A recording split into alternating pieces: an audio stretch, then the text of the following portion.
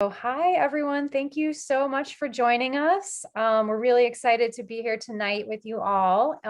People are going to continue to keep joining, but I am going to start by telling you a little bit about the series and the event we have tonight. So I'm Sarah Chapman, and I'm the executive director of the nonprofit Media Burn Archive, which is based in Chicago. Media Burn collects, produces, and distributes documentary video created by artists, activists, and community groups. Our mission is to use archival media to deepen context and encourage critical thought through a social justice lens. And this event is, I think, maybe number 15 or so in an ongoing free series called Virtual Talks with Video Activists, where we create conversations surrounding the way that media production can spark social change. And we are so pleased to be presenting this in partnership with the Department of Cinema and Media Studies at the University of Chicago. And we'd like to thank Professor Dan Morgan for his assistance in coordinating the event. So tonight we are very excited to be presenting you with the rare opportunity to get to see sneak preview of a clips from a film that is not yet released, the documentary Walk with Frank. And we are joined by the film's co-directors, Ryan and Matt Mayers, as well as the film subject, Frank Romeo. And the event will be moderated by Jana Kasper. So I'll just tell you a little bit about all of these people, and then I will hand it off to them. But Jana graduated magna cum laude from New York University and went out to work with the New York City Fire Department Counseling Unit, where her focus was to provide services to firefighters and emergency personnel of the FDNY impacted by the World Trade Center tragedy and other disasters. Jana's addiction took hold of her life during this time, leading to complete incapacitation. After recovering thanks to an emphasis on physical activity, she co-founded Recovery Fitness with the goal of providing sober experiences and connections to other individuals pursuing recovery from drug and alcohol addiction. So she's the perfect person to moderate this conversation tonight. Our two filmmakers are Ryan and Matt Mayers, who are brothers. They have been making movies together since they were boys, and they bring that same passion to their films today. Ryan is an Emmy Award-winning editor known for various film and television projects, including the hour-long documentary series Oprah's Next Chapter and A&E biography. Matt has produced films for national brands and musicians, and his original series of family-friendly shorts have received national attention. Their goal is to make films that find an emotional truth while telling an entertaining story. And then finally, Frank Romeo is a decorated Vietnam veteran, artist, and educator who has made a life study of the effects of PTSD on veterans of every generation. He knows what the experts say, that 20% of the male homeless population are veterans, and that there is a strong correlation between PTSD and homelessness. After decades of work in high schools, where he has educated young people about the realities of war, Romeo is hitting the streets. On March 1st, 2019, the day he celebrated his 70th birthday, he began a 750-mile, 3-month walk across New York State. Developed with the assistance of Mr. Thomas Ronayne, may have butchered that, director of the Office of the Suffolk County Executive Veterans Service Agency, Frank's itinerary included 25 homeless shelters that span the state. He engaged the homeless veterans he met in a conversation about his own 50-year fight with PTSD. Walk with Frank documents his journey. And so I'm so pleased to hand it off to this great set of people. I'll just say before we start that if everyone could please stay muted during the beginning while we're watching the clips and while people are doing introductions, just so that we can all hear. And then afterwards, you can feel free to ask questions in the chat and ask questions out loud yourself as you see fit. We'd love for this to be a great conversation. So with that, Jana, please, or no, Ryan and Matt, please tell us about this film that you made. Yeah, happy to. Hi, thanks everyone for coming. We really appreciate this. And we couldn't be prouder to be involved in this project and to have gotten to know Frank and everyone that has been involved in making this thing happen. This film really started, I mean, everything has been really serendipitous about it, from just everything about the way we met Frank to the way the filming came together to the way the post-production came together. And, you know, it's really, we feel it's a really important message. And just to give a little bit of backstory, and we'll let Frank go a little further into this.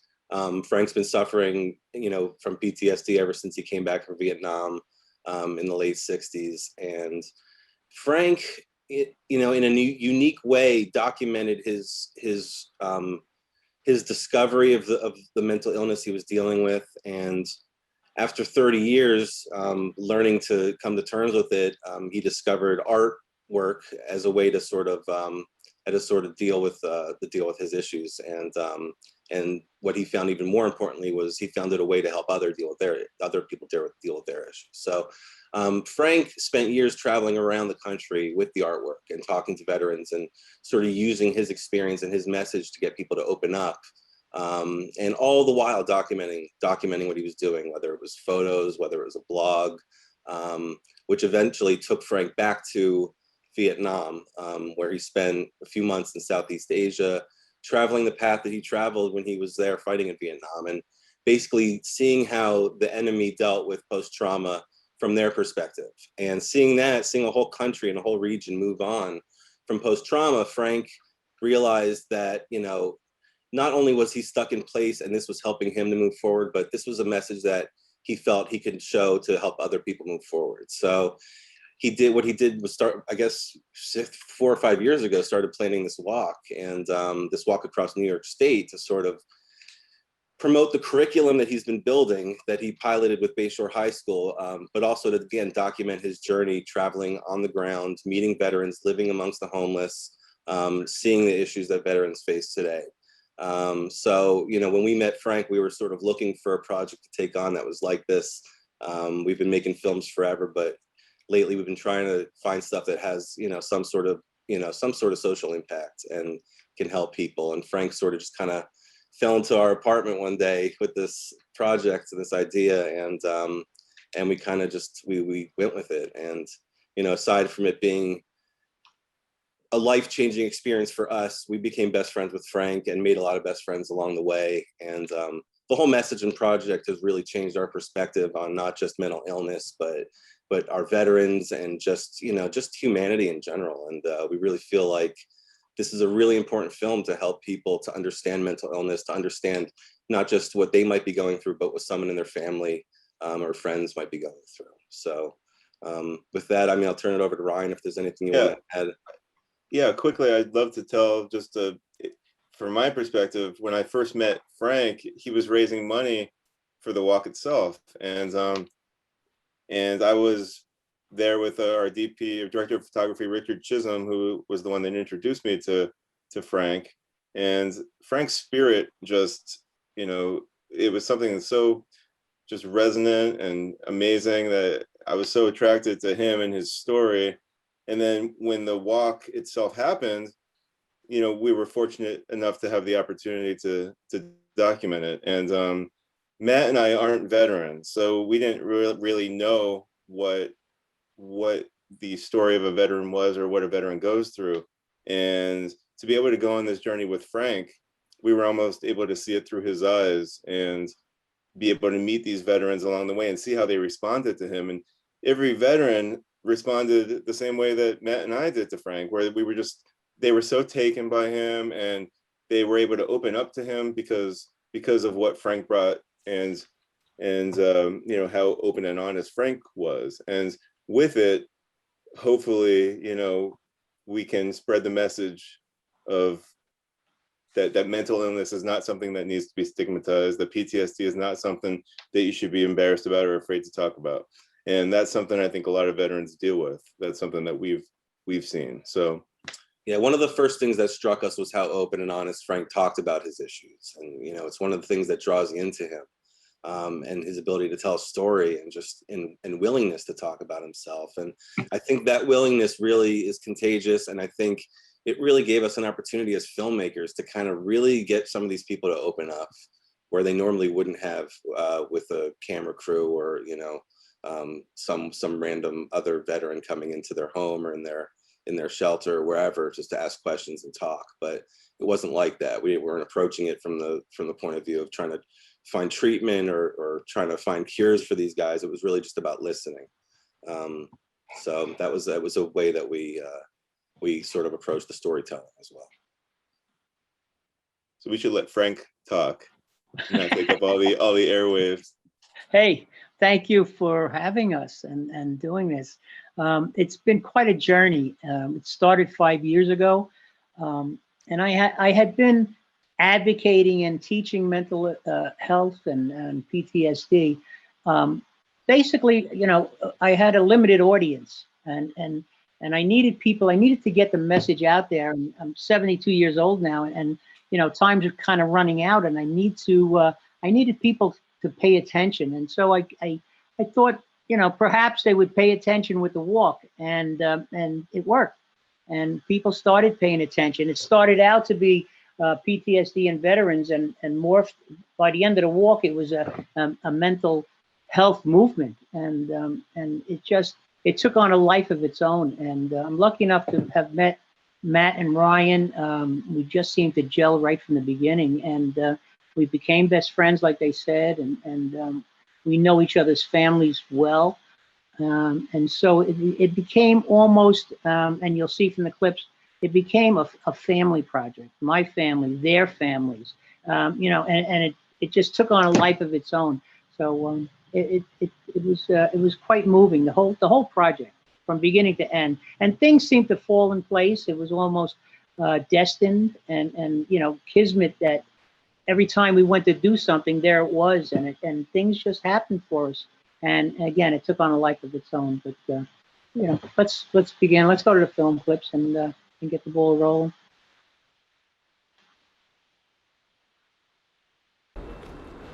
Taking that first step and saying, I have mental illness. I've now crossed the line. There's no turning back here. Because when you say it out loud, you hear it for yourself. When you say it to yourself and not out loud, it's still in your head. You know, it's a struggle. The demons are all at it. And sometimes you're the observer. And you're watching the battle rage, good and bad, right and wrong, suicide, non-suicide. Should I talk about it? Should I just keep quiet? Should I take meds and just pass out and go to sleep so I don't have to visually watch that bad commercial repeat itself? I mean, I think we need to understand how we got here. It's almost like, how do you know where you're going if you don't know where you've been? The idea is to get my life squared away. I'm in school right now for nursing. I also do the resident advisor position here, which is really kind of cool, helping out where the rules need to be enforced, but also helping out the guys as far as, you know, taking care of them, taking care of their needs, that type of thing. So you had a muscle one day and mom the next day? I'm actually, yeah, I'm more the muscle, I guess. If they get hurt or if they need anything, it's like, hey, where's Doc? We had a guy the other day, he had an interview for a job, and Doc took all of his clothes, ironed them out for him. If he had a button missing, he sewed his button on for him, and he got him ready to go out the door, you know? And right here, he's got a sewing machine. He just bought it. It's awesome because this spot right here, we turned it into, it was empty space, and we turned it into, you know, a sewing machine, an ironing, I mean, basically fabric repair, fix and go. It's really awesome. Well, this place is a consequence over our heads. If you drink or drug and you're caught, right, then you find the road. Yeah. And I like that consequence. I like it too. Yeah. It makes me think. Because right now, honestly, right now everything is going great. Yeah. The main reason that everything went to crap is the deployment to Iraq and some of the things I did there as a medic. And so I came back and started having bad nightmares and that type of thing. And I was too stupid to go to the VA and get it checked out because I was like, oh, it's just part of the deal, you know. Never even thought about PTSD. I just thought, I saw a lot of bad stuff. And I was actually still, as a paramedic on the street, still seeing the same stuff. So I started drinking to sleep, self-medicating. And I did that from 2006 through all the way up to 2013. Now, it wasn't as bad until like the end of it, but I went through 2 marriages. I just got my kids back in my life. It's been rough. Thank you all for coming. It's a very special day. I get a little choked up. This is Family Day. PTSD and mental illness is contagious. If someone in the family suffers, the entire family suffers. So my family is here. They're embracing me, and we have to make it a common conversation. We can no longer sweep it under the rug if we're going to help our young veterans. And I would like for you all to join me in walking into the city of Poughkeepsie on my journey.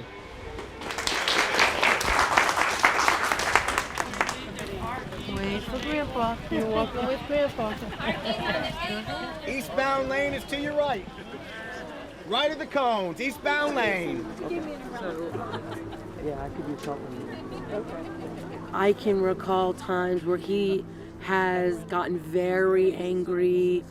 My father got so angry that he took this very large, we're a big Italian family, we got pasta and, at every meal. And I can remember a time where he took this big bowl of bouillabaisse, so it was red and there were meatballs and there was fish, and he slammed it, and then all the pasta and sauce and bouillabaisse went all over us, and then he locked us outside.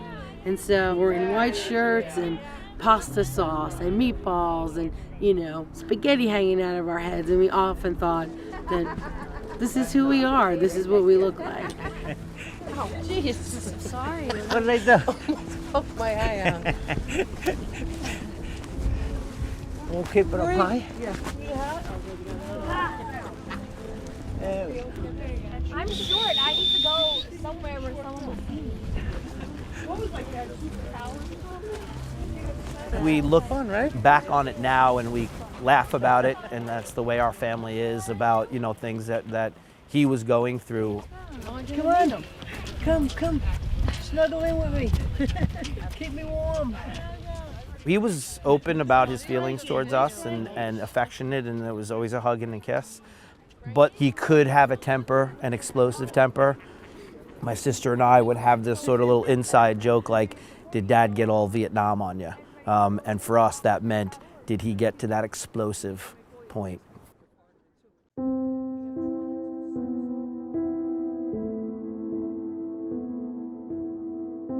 I remember for Christmas, you always get Dad like Old Spice or ties or, these things. And one year he asked for an easel and some paint and stuff, and we're all just like, you don't even help us with homework. Like, what do you mean you need this? And he's like, I don't know, I just got to feel the urge to paint something. And I remember coming home and he had painted something that I just didn't think he had the ability. And when I asked him about it, he's like, I don't even know where it came from. It was just something that I saw. And as he's telling me this, I'm thinking to myself, like, what's in there? What's inside there? What are things that I don't know? I never forget my first painting. I was crying, and I sat there and I was reliving the day I got shot, and I had tears in my eyes. I was shaking all over, and I began going through all the stories, and with each story came a painting, and I began to welcome it and understand it and let it out. The dam had burst. Some of my friends committed suicide when the dam burst, and I found art. Once he showed us these paintings, once he showed us this glimpse, what he did was open himself up for us to ask him questions, right? So we got to hear his story. And I think that that's how he's started to heal himself on this journey, and then how he's helped to heal the family. Finally, we were able to kind of get to some of the sensitive side and sensitive things that you have inside you that have there. And like you said, that they were either shoved down or pushed aside or swept under the rug, and not able really to get in touch with it. And so that's what I think part of this journey has allowed you to do, is get in touch with your true self. Absolutely. Thanks for joining me on my journey. Thank you. I love you very much. I love you.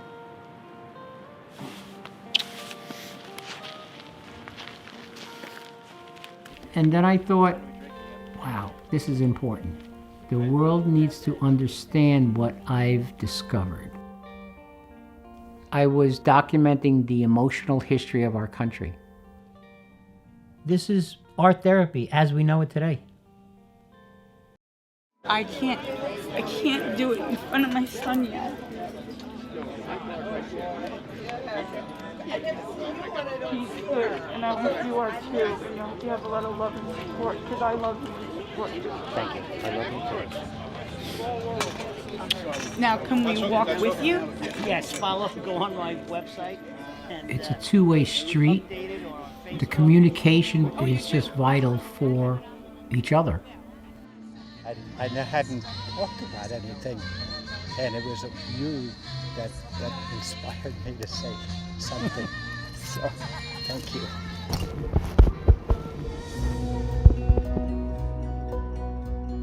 I'm a survivor of gun violence. My sister, Anne Marie, was murdered at the Sandy Hook Elementary School in Newtown, Connecticut.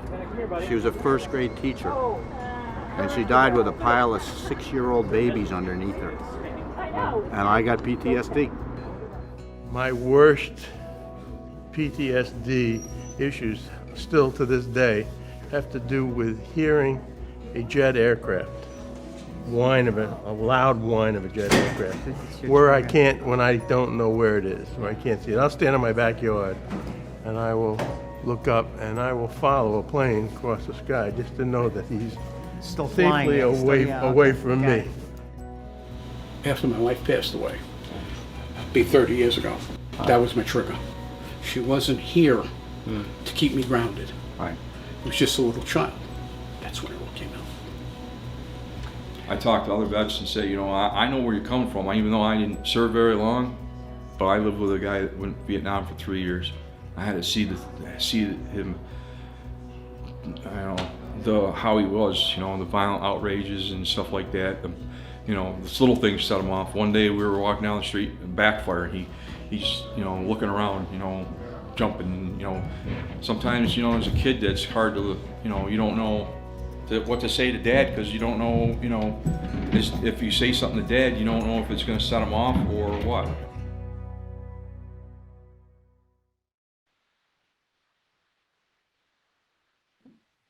So I'll step in. Hi, everyone. My name is Yana. And I'm so incredibly grateful to be able to be part of this incredible conversation. Frank, Matt, Brian, Sarah. It's definitely an honor to join this discussion, to join the conversation and be part of the talk. Frank, your experience, your movie, your courage is so incredibly admirable and inspiring. And it definitely brought me to tears, and I've seen it before, but those clips are just so powerful. One of the things that really stood out to me, and I wanted to kind of ask your experience about, was that opening the dam that you talked about, admitting for the first time that you have a problem, that something's not right. Because for so long, and I know my experience with addiction is similar, for so long, I just thought this is how I'm always going to be. And I was losing hope and I didn't know what was going on. And being able to utter those words for the first time, having a problem, it was both scary, but also freeing to be able to talk about it. So I wanted to pick your brain a little and ask about your experience with that. It's incredible. It's the hardest thing in your life you'll do. And we came across this on the walk with so many people. We worked with the state troopers, of course, because we were walking and, they kind of directed us. Private conversations with troopers that most of them are veterans that are suffering with PTSD, but they won't step forward because of the stigma and the overall stigma that affects all of us in society. I mean, we sweep it under the rug, and that impacts us. That keeps us from opening up. That keeps us from taking that first step. Another clip that we had was in Oneonta, when Oneonta had a parade for me when I walked through Oneonta, and there was a young veteran that a family asked me to speak with him, and he walked at the end of the parade. And then when the parade was over and I made a little speech and I looked for him, he took off. He wasn't ready to take the first step. And so taking the first step, I think unless we can open the conversation about mental illness in this country, that it's going to be incredibly hard for people to take that first step. We have to start treating mental illness as we do physical illness. It's nothing to be ashamed of. You've been through it. I've been through it. And every family now with the pandemic, every family is touched in some way with a traumatic event. And that's part of what I teach with the education, is talking to students and preparing them and saying, look, this is not something in a movie. This is all of us. We're, you know, a soldier or a veteran, he's just the man next door. He's just the guy down, so he's your uncle, your aunt. And so we need to open up the conversation. Absolutely. And I think it's important, as in one of the clips that was talked about, you know, post-traumatic stress doesn't have to be a specific experience with near death, right? Post-traumatic stress has many qualifiers, for lack of a better word, and it could be perceived danger. It could be secondary stress from a family member, a loved one experiencing a trauma, right? And trauma is different for all of us. So I love the awareness spreading, the shattering some of the stigma, and really starting and continuing these very important conversations that need to be had in order to normalize the condition, you know, and it's not, I say condition loosely because it's not a disability. I think our experiences are our greatest asset, and with those experiences, we could change the world. I'm like very optimistic in that sense. We can attack mental illness by just saying the words, I have mental illness. And each time I spoke at dozens and dozens of places on the walk, and I do, you know, it's what I've been doing for 30 years, and I introduce myself as having a mental illness. And just by saying the words, that is the first step in getting it, you know, breaking that stigma. And I think we all can attack it just by talking out loud, not keeping it in our heads. You've been through it. I mean, for years it was in my head. And until I said the words out loud and heard it for myself, it really didn't hit me, you know, wow, it's freeing. It's, you know, I can now move to the second step. And so, you know, that's what the movie really tried to do, is to attack that stigma. If by anything else, by no other means than just by saying the words out loud, I have mental illness. Absolutely. And opening that conversation to other people that may be struggling. I know you and I have talked in the past about the peer movement, and talking about in the military, veterans, service members, soldiers, they understand each other like no other person can, no other civilian can. And having this common bond, this shared problem, and being able to find a shared solution. You know, we've walked the walk. Doc talked about it, you've talked about it so much, to be able to say, I know where you've been, I've been there too, and there's a better way, is so incredibly powerful. Correct. That was the one-on-one, and that was what I was aiming to do in Oneonta with that young veteran struggling. He needed one-on-one, and these programs, basically my education program is bringing reality-based education into the classroom. So, you know, you have mental illness, you have a veteran, you have a student, you put the two together and it benefits everyone. The person suffering with mental illness talks about it, and the student learns and maybe helps them, you know, to prepare for the future. And people, if you see the clip about the Sandy Hook gentleman, he just walked into our set. We were just doing an interview, and that gentleman just out of nowhere walked into our set and started talking. And it happened countless times. People just started talking. They want to be heard. They just need that little outlet. They just need that little push. And we, for some reason, I gave it to him, and he went on and on with unchoreographed. We had no idea. And then when he told his story, it just blew us all away. Mm-hmm. That's incredibly powerful. Yeah.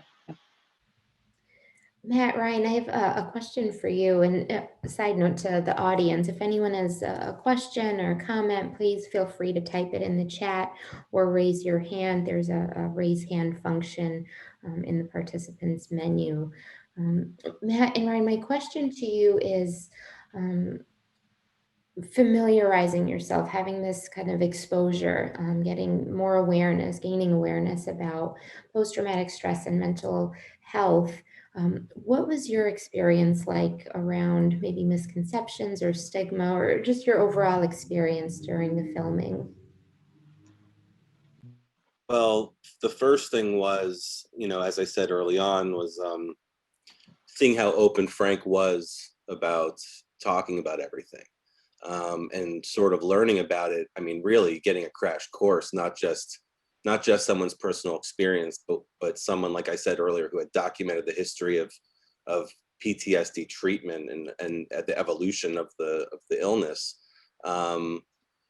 We wanted to sort of approach it as a way to, again, a way to break that stigma. We felt there was ways that certain things that he talked about that sort of changed our perspective immediately. Like, for example, the idea of the flashback. I mean, people assume, a Vietnam flashback, it's like, it's an isolated thing to Vietnam veterans, or, I mean, or what it is, people think it's like, physically going back to that place, hallucinating. I mean, when Frank starts talking about, like he said in that first clip, the bad commercial repeating over and over. I mean, I got to see firsthand spending nights with Frank, where he'd wake up and we'd be just having breakfast and, how was your night? And him telling me that it was a good night or a bad night. And I'd see what a bad night meant for him. And, having that personal experience, living with someone, knowing someone and hearing the stories, again, having that openness to talk, but us willing to listen, made me really realize about, not just what people are going through, but how to approach and how to deal with people that are going through that. And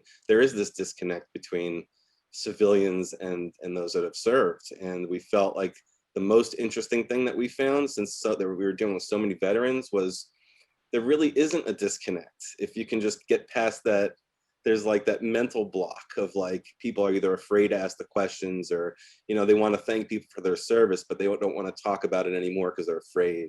And what we found is that if you can get over that fear, then you're breaking down those barriers that are, that are everywhere, and it's not just between civilians and veterans, between all walks of life, that if people are just willing to listen, that there's so much more we can learn from each other.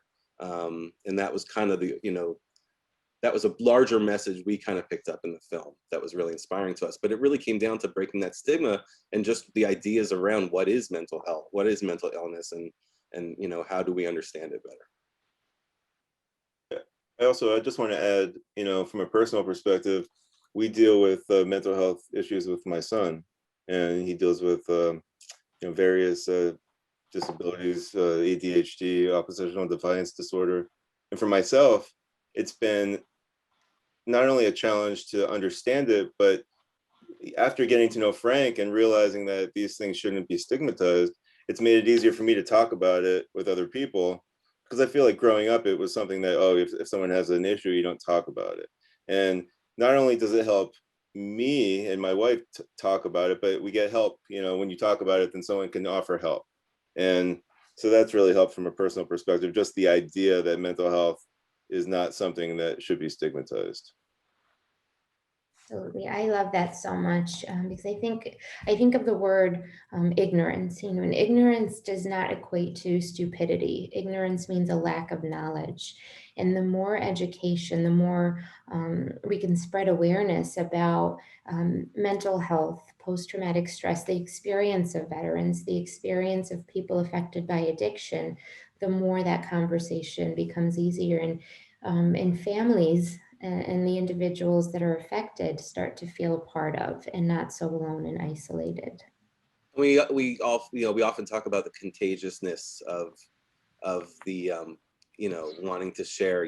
We talk about mental illness being contagious amongst the family, but we've also seen that openness and willingness to share is contagious, as you saw in one of those clips. And people see someone out there speaking their truth, and they have that inside, they want to do that too.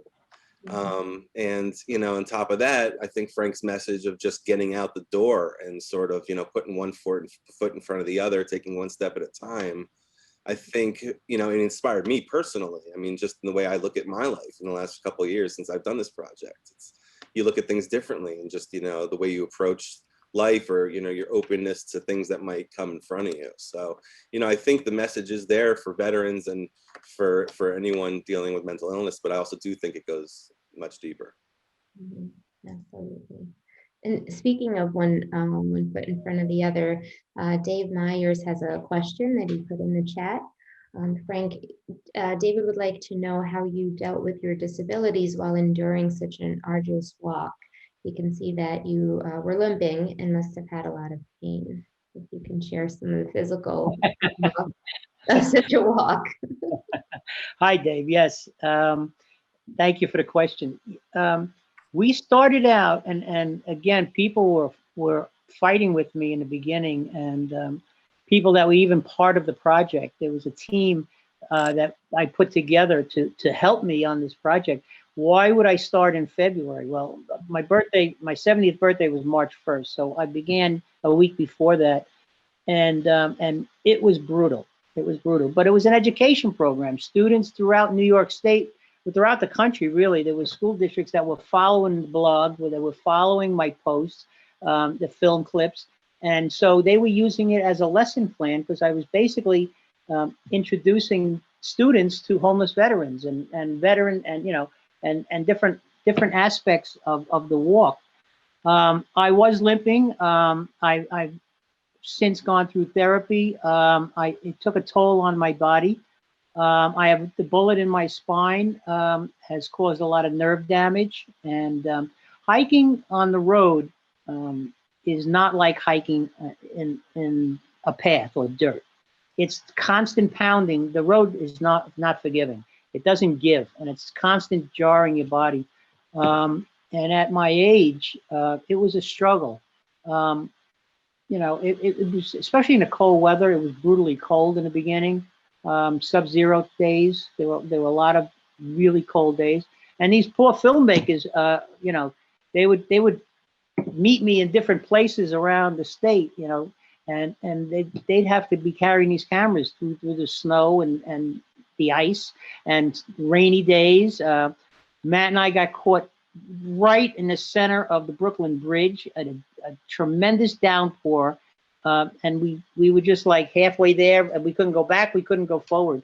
80-mile-an-hour winds. It was really, it really took its toll on me, I must say. I'm not ashamed to admit it, and I've since been in therapy for it, for my spine. That said, Frank hit a pace. Things started rough. We had some really bad weather that first week, especially. I think it put him through the, I think it kind of gave him his legs after by the first month. I think he was really starting to feel a little bit stronger, and I think we all saw that by the end when he came down home stretch. I think you hit a good pace eventually. That is definitely, it takes a huge toll on the body. I ran a 40-mile trail race once on a dare. It's just not physically meant for people to do. I think also walking hundreds and hundreds and hundreds of miles really takes a toll. I'll also say, as the filmmakers, Frank wasn't slowing down for us. He can walk. He's not walking at a slow pace. He's really walking. He's pushing through, and we would just be running to catch up with him, stopping to get shots, and then he'd by the time we look, we got the pickup shot we'd need. We'd see, look at Frank was already over the horizon, and we'd have to sort of run to catch up to him, which was part of the fun and part of the adventure. But we were always really impressed with Frank's just the ability to do this. You bring up another very valid point that I'd like to talk some more about, which is the idea that it takes a village. Through this process, through the project, you, Frank, Matt, Ryan, you've become best friends. I've heard you say that a number of times, and it's family, right? And I wanted to bring up the experience of families. And Frank, if you can talk some more about, what is a family unit? What does it look like? And what, how can we, a couple of things, I guess. What is it like for families in terms of their experience? How can we best support families? And what are maybe some of the resources? And we could probably add those. I think Ryan and Matt, we could maybe share some resources at the end. Well, the family unit, now, whatever that looks like. For instance, I learned a lot. I learned every day on the walk. Richard's House, the homeless shelter, those men come together as a family unit. That's their family. They support each other. You heard that homeless veteran talk about Doc, sewing on buttons and ironing clothes. Then the dinner we had was just amazing. And then the cleanup crew, I mean, they helped each other throughout the day. They helped each other. That said, a family unit could take on any number of views. Like my family, I have 7 children and my wife, and we worked together. We, you know, they helped. They came on different aspects of the walk. They were with me, and they told their interviews. There's more interviews like that, and they told the truth. And it's contagious. When one family member, you know, has a mental illness, the entire family suffers. It's a contagion. And the family unit, and not per se like the old, you know, the idea of family unit as we know it, the mom and dad and children, that doesn't work with mental illness. A family unit could be group therapy. A family unit could be you with some of your clients out on that hike, that 40-mile hike. That's a family unit supporting each other. I think it's so important to redefine what the family unit means when it comes to mental illness. And to me, it's just to support people around you. That's family, you know. And I think it's so important. I don't think you can get through mental illness without the family unit. You can't do it alone, and I've learned that. And I think you'll agree with me on that. It's just, you know, it takes a village, like you said. Absolutely. Absolutely. I think just knowing for me that I wasn't alone opened up my world to receive treatment, you know, to address my issues. And my family, my recovery family is my family. My recovery family has carried me through times that I wouldn't be able to do on my own.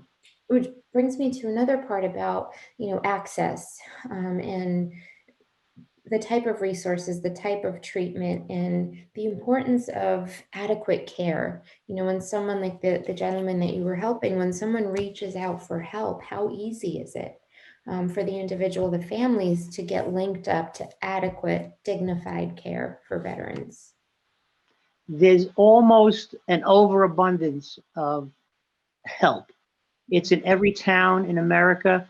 It's in every big city, small town. It's everywhere. You have to take the first step, and so, you know, people on the walk would ask me, and I would refer them to an organization like you, or refer them to the Veterans Administration, or, you know, there is so many not-for-profit organizations out there, and not just for veterans. It's just all the way around. It's just there's help, and it has nothing to do with your class, your position in life, or money. It has to do with people that really care, that will take on that burden. I'm not a doctor or clinician. You know, I'm the mouthpiece. I'm out there. I'm getting the message out there. That's my job. I don't claim to heal people. I just claim to share my experiences. And if that helps, that's great. But countless people. I can't begin to tell you how many people. The lady in the white blouse that was hugging me, you know, crying to me. I mean, this happened so many times. And I'd give her my card. She'd contact me later, and I'd direct her to someone. You know, it's just there. The help is there. You have to want it, and you have to take the first step. And many times you have to hit bottom before you can go up. And unfortunately, you know, that's, you know, and the stigma, once again, going back to the stigma, it's just keeping people down. Yeah, we have to break it. Can I add something about the family element too? I mean, first there's Frank's family, which, you know, when I first met him, it was like, you know, every 5 minutes he's telling me a story about a different kid he's got. I'm like, how many kids, you know, how many kids we talking here? Frank's got 7 kids. But aside from that, I want to talk about the family of the Walk with Frank family, because, you know, Frank's from Bay Shore, and the whole family of Bay Shore people really came out to support us along the way. And that was not just, you know, giving us places to stay, but helping us set up events, helping us set up parades, helping us set up things ahead of time, so that by the time we get to a town, we had stuff waiting for us. So, you know, it really took a lot off Frank for as far as the planning, as for us as producers, as far as coming up with things to do when we got to a place. It gave us time to concentrate. And Mike and Nadine Maciella, who I think are here, were part of the ground crew, which, they basically drove around in an RV, making sure that, Frank didn't get lost in the cold, and he always had, a hot meal if he needed it. And, that was really amazing to see how, Frank's family of people that he met along his life, people that he hadn't seen in 20 years, that came out not just to help, but to really sacrifice and give everything to support this mission. I also want to add that it takes a village also applies to making a film. And, we couldn't have done this without our director of photography, Richard Chisholm, who's also here. I just wanted to give a shout out to Richard and say that what an amazing job he did. We had to figure out ways to, to capture this walk in, in a streamlined way, in an efficient way, based on the budget that we had. And Richard, was just amazing. I was just curious if Richard, if you'd like to add something about your experience on this film. Well, can you hear me? Hey. I'm thrilled to see this project come together and be almost finished and ready to hit the world. I accidentally through social circles met Frank, and then Frank wanted to make a movie, and I knew I couldn't do it on my own, and I reached out to Ryan and then Ryan's brother, and so we formed sort of an ad hoc team to make it. And that's been like, I've worked on many projects that have been like that, organically coming together with a few resources and people who know how to do certain things. I'm thrilled to be a part of it. But I also wanted to add something. I've made a whole bunch of films and I've shot a bunch of films, documentaries. And one thing I've learned is that when there's a film like this that centers around a character, in this case, Frank, there's this beautiful thing that happens. And it almost doesn't matter what the subject is. But if you make a documentary about a person and you get inside their head and you see what they do and how they operate in the world, there's a subconscious thing that happens when people view the film. Unless the person's a schmuck and a horrible person, chances are you're not making a film about a horrible person. But in the case of making a film about an interesting character who's doing something passionate, who's doing something meaningful, and that person in the film and you as filmmaker both have the same goal, which is to advance a conversation about something that people need to think about and talk about. In a sense, an audience, a larger group of people than this or than the small screening. And what happens with a character-driven documentary like this is, yes, if somebody's a veteran or PTSD sufferer, a mental illness sufferer, it's a given that this film's going to be relevant and related to people. But there's going to be people that see this film that do not have any kind of analogous experience of trauma. And yet, for whatever reason, they're seeing the film. And when they see the film, they see a person who's doing something in the world at age 70 that is pretty remarkable. And a person who's passionate and a person who cares about something very strongly. And whoever that person is watching the film, subconsciously, I've seen it millions of times. You're in the audience or watching TV, watching a theater, whatever, they see this film and they want to be like that person. And this is kind of like a sort of psychological given that if you put a person on the screen, get inside their head, you're not going to tell everything about them. But if you can see the journey that they're on, and their journey is colorful and expressive and interesting and meaningful, then that person can go home the next day, go to work the next day, and actually think in the back of their mind, what am I going to do? What am I going to do in my life? Whether I'm 15 or 40 or 70, what am I going to do that's like that guy, Frank? What do I care about? And how can I sort of like maximize my resources or my talent or my ideas as a person? That's a secondary fringe benefit of these films. And I'm always thrilled that that fringe benefit is there because it broadens the scope of the film. So it doesn't have to just be, if it's a film on reptiles and it's only for people who like reptiles, that's limited. If it's a film about PTSD and a veteran who's doing this amazing journey, it has a pretty broad scope to begin with. But the broader thing is that he's a human being who's doing something that's meaningful. And I think there's this really great thing for any of us watching a film like that, where we sort of like say, I want to be like that somehow, you know? So I thought about that often when I was with Frank shooting, you know, a day or two here and there. I would just think, I love this guy. I love his humor and his humility and his bravery and trying things and stuff.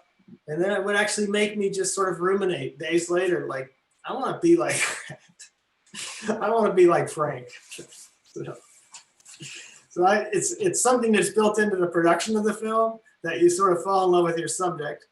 And then if you make the film right, the audience falls in love with the subject. And it's a win-win situation. So I'm just happy to be a part of it. I'm really thrilled. We could all be a little like Frank. I think we all be a little bit better So people. I will say it's also rare to have someone who's just instinctively an artist and creative. And, you know, Frank has been fun to work with every step of the way. Just, you know, I'll get texts at 2 a.m. brainstorming about an idea. And I love it. I love it because that's how Ron and I work, you know, and it was with Richard too. I mean, some of those nights we would just stay up coming with ideas and talking about ideas, and really all of us helping to sculpt what this film ended up being, and it wouldn't be what it is without everybody involved. And you know, we had so much fun. I mean, we're talking about a serious subject, but there was so many incidences that, you know, we just sit there and laugh so much and just enjoyed the idea of what we were doing that day. And, you know, whether it be stuck in the blizzard or stuck on the Brooklyn Bridge in this torrential rainstorm right in the middle of the bridge. And we just look at each other and laugh and go, really, you know, what do we, it's like, all right, let's keep moving forward. And we went to do something else. So it was moving on. It was constantly, it was always something to do. There was never a lack of something to do. That was for sure. And it's so much about building community. You know, I talk a lot about the opposite of addiction isn't recovery. There's a TED Talk actually. It's connection, and having this connection with one another around the experience, building your community, building your army, and the art of it, the beauty to really cultivate that experience.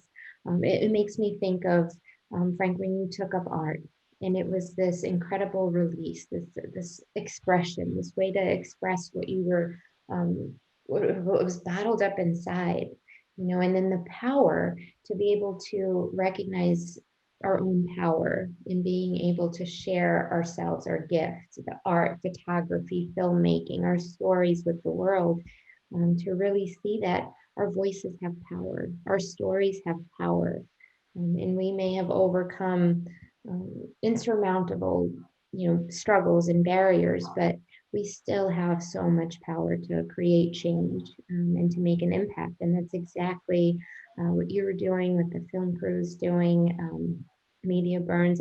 You're just such an inspirational person, an incredible person. I'm so grateful to know you and to be a part of this.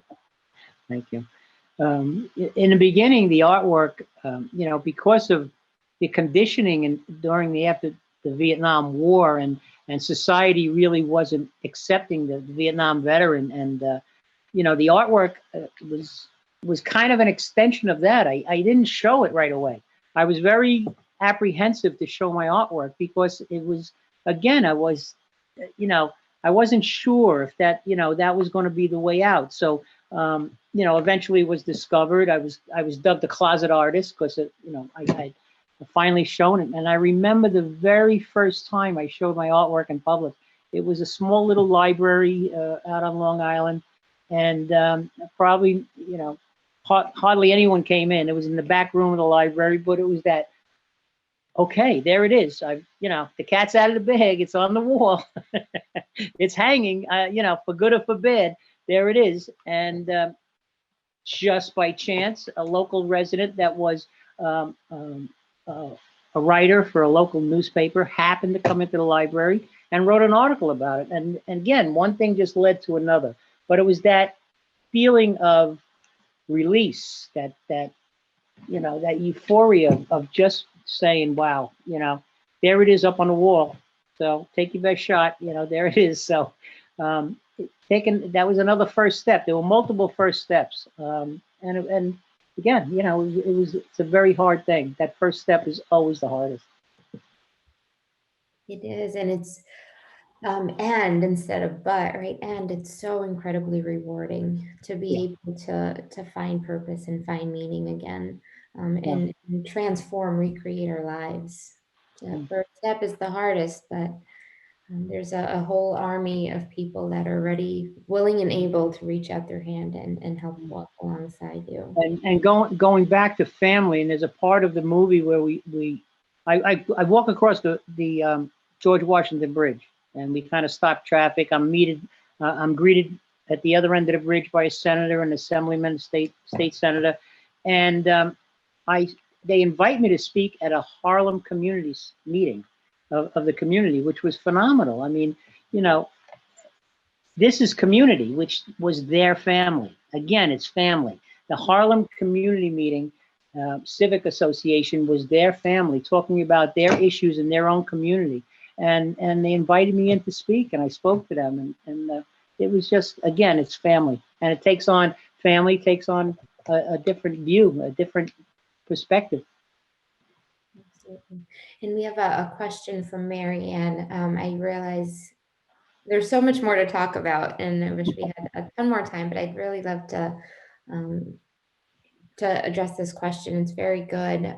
Frank, is PTSD considered to be a mental illness? When you use the term mental illness, what do you mean? And how is what you're referring to lack of community or connection? Lack of what? Community or connection. And it's more to the comment I made about community and connection. Could you expand more? PTSD is called a condition. I don't believe my philosophy, and I teach it, that you never cure PTSD. It's inbred in us as human beings. It's a defense mechanism. It goes back to the beginning of mankind. When a death of a loved one, and you get that teary-eyed feeling when you think about it, that's post-trauma. That's a natural feeling. And I try with young veterans to teach them to embrace it. You know, I don't believe there's a cure for it. I think we need to embrace it and learn more about ourselves. And in doing so, you know, what are our triggers, and what should I do and what should I not do? And when this happens, I should do that. And so I don't advocate for a cure. I advocate for embracing it and learning about yourself and about who you are as a person and how this has affected you. And it's part of us as human beings. And I really believe that. And as far as community goes, in the community, I think the question was how do we deal with it at the community level? It is, how is what we're referring to, or you're referring to, a lack of community or connection? I think that was the comment I made about the opposite of mental health, mental illness, is connections and community. In the community, well, reaching out in the community, again, going back to the Harlem Civic Center, and that was their community meeting. That was their family meeting. That was them. And we sat there and listened to all landlords and tenants. The landlord complained about the tenant complained about the landlord. You know, drugs in Harlem, and things that were going on in reference to their children and growing up, and the schools in Harlem, and what they needed. So it was their family and their community that they were trying to make better. And mental illness was part of it. And you know, again, I spoke about post-trauma, and I spoke about mental illness to them, and you know, it just opened up a whole conversation within this meeting. And you know, it's just it's embracing. Community is family, and you know, we look at ourselves in the mirror. And I say it in the film. You know, you look in the mirror. Accountability is very important. We need each of us, and I think we have a problem today in this country with accountability. You have to be accountable for yourself. And until you're honest with yourself, and until you believe in yes, I have a problem, and be accountable to taking care of it and doing that, you know, and the community and your town. You know, our town has a problem. We don't have enough resources. We don't have this, or we have too much of that, you know. And I think accountability is a big part of mental illness. We all need. If I can add to Marianne's question too, I mean, we're talking about the opposite of that being, you know, what we see with people with suffer from post-trauma is withdrawing, which is the opposite of connection. And a lot of the people that we met, there is no connection. They don't have a community, they don't have a family. And, you know, you'll see a lot of these people that are taking steps towards healing. The first step in that is reestablishing that connection to family and to their community, whether it's getting involved in a program with other veterans, or whether it's making amends with, you know, a brother or sister they had a falling out with, you know, in Frank's case. But I think that's kind of speaks to that, you know, being connection being the opposite of withdrawing, which is what we see with people suffering. I just want to add too, when you talk about mental illness, Frank always talks about how, you know, and he said it earlier, that if it's in your head and it's not something that you talk about, no one can help you. And I think that's part of the issue with this, is that people are suffering from different conditions, not just veterans, all types of people for different reasons. And that stigma keeps you from connecting or keeps you from talking about it. So, you know, I think that if anyone could watch this film, and if there's one takeaway, that would be the one takeaway that I would hope for, is that you would maybe see Frank and be inspired to talk about it, talk about something that you wouldn't have talked about before. And I'd offer up also, you know, mental post-traumatic stress is a chronic health condition. It is a type of mental illness, which is a neurological disorder. You know, we can't think our way out of a thinking problem. There's actual, and I don't know, you know, I'm not a scientist, I don't know the exact science, but there are actual neurological pathways that change as a result of traumatic experience, mental illness, addiction. And part of the recovery process is retraining and trying to shape back those neurological pathways. You know, it's not a moral failing. And that's where we talk about a disease model and looking at it as such. And the other part about disconnection is, you know, mental illness, addiction, it's a disconnection from our loved ones, from the community, from reality oftentimes, and most importantly from ourselves. You know, when we've lost, the most important thing that we people often lose is ourselves, you know, and in order to get that back, there's a recovery process. And I think that is so important. I think that's really talked about in the film. So That's a great point, Iana. Thanks for bringing that up. Sure. Yeah, so if there's, you know, there's more questions and we're running out of time. I'm wondering, what do you guys think? Well, there is another question, if you want to address that, maybe then we could wrap it up. Frank, Eleanor has a question. More and more children are suffering PTSD. Do you have any comment on that? And I know Absolutely. Yeah, go ahead. Absolutely. I have done a podcast called the PTSD Pandemic, the crisis after the crisis, and it's on my website. And we're addressing, we're headed for a crisis with the pandemic, with what children are going through. It's such a scary world for us as adults. Me, I'm scared every day. I turn on the news, I'm scared every day. I didn't leave my house for a year until I got my second shot, you know. And so, you know, it's scary for us as adults. Can you imagine being that child? Can you imagine being a small person? And again, feeling the energy from you know, the older people around you, your parents, your grandparents, and the fear that they have. More and more children, we're feeding them this fear. We're feeding them kind of you know, the world as it is, and the world as it is a scary place. And so, can imagine being that small person. I think with my education programs in schools, I've brought about the first curriculum in the country that deals with PTSD. It's my reference point is war, but as you see from the film clips, you know, trauma is trauma. Whether it be the Sandy Hook shooting, the gentleman that talked about the engines, the whining of the jet engines. He was in the 9/11. He was in the World Trade Center, and it collapsed. He was in the rubble, and so there's any number. Oh, I lost you. There I am. There's any number of ways to get trauma, and children are suffering trauma, and they're suffering it through the energy of their parents and the world around them. Not being in school this past year. There's so many things. Teen suicide is up tremendous. All suicides are up, but it's disheartening.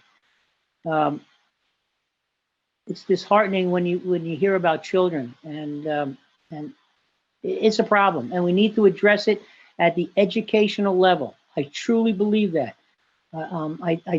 There's no way around it.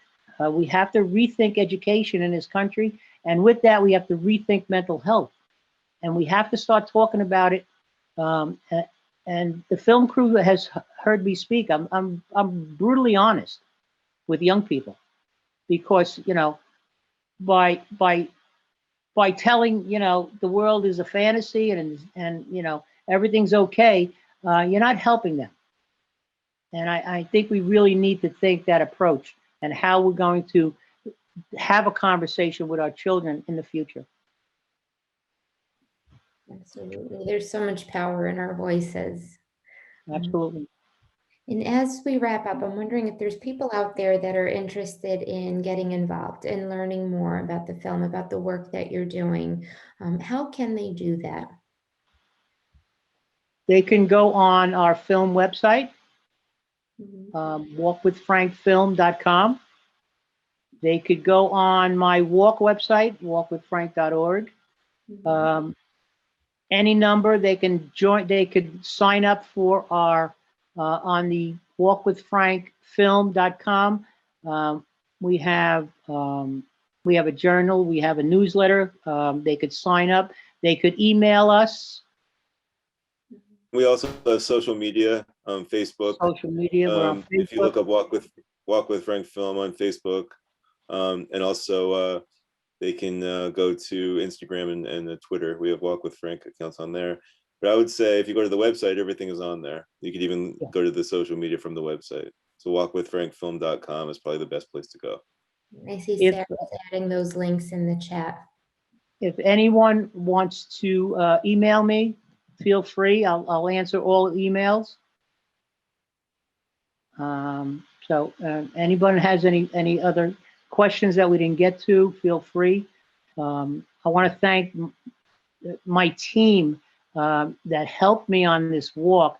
I'm so old. I went to my high school 50-year reunion, like 10 years ago. And when my classmates heard about what I was doing, they volunteered, and the Bayshore community stepped up and helped me in all aspects of this film, and were very inspirational, and it was very heartfelt. So I want to thank the entire Walk with Frank team. We all love you, Frank. Michael. And there he is. Yeah. My biggest fan. I think I can't be. I think you have so many big fans, but I am one of them. There was an ongoing joke everywhere we went. Frank would say, "Yeah, meet my new best friend," someone that he just met that day. And it's we laugh about it, but I really do feel like that feeling comes across in the film. Not just you're hearing this guy's story and seeing his bravery, but you're really getting to know someone that you want to know. Yeah, well, thank you all so much for joining us, Ryan, Matt, Frank, Yana. This is just like hearing about your journey has just been so enlightening and fascinating, and I look forward to seeing the full film at some point when it's released. And yeah, I'm so grateful to you all for being here, and thank you also to Levi Henke for handling the tech and showing the videos. And I invite all of you to, if you know someone who wanted to come to this, but they couldn't make it, the video has been recorded, and it will be on mediaburn.org next week, as well as walkwithfrankfilm.com sometime by mid next week, it'll be available. So please look out for that and share it with those that you think would be interested. So yes, have a great night, everyone. And if you're interested in this series, in 2 weeks, we have Janice Tanaka, who's going to be showing an experimental film that deals with representation of Asian American men in cinema. And then in 4 weeks, we're going to celebrate the 50th anniversary of the May Day protests in Washington, D.C. in 1971, some of the largest protests ever. So it'll be a great time. And thank you all for joining us, and have a great night. Thank you. Bye. Thank you so much. Thank you.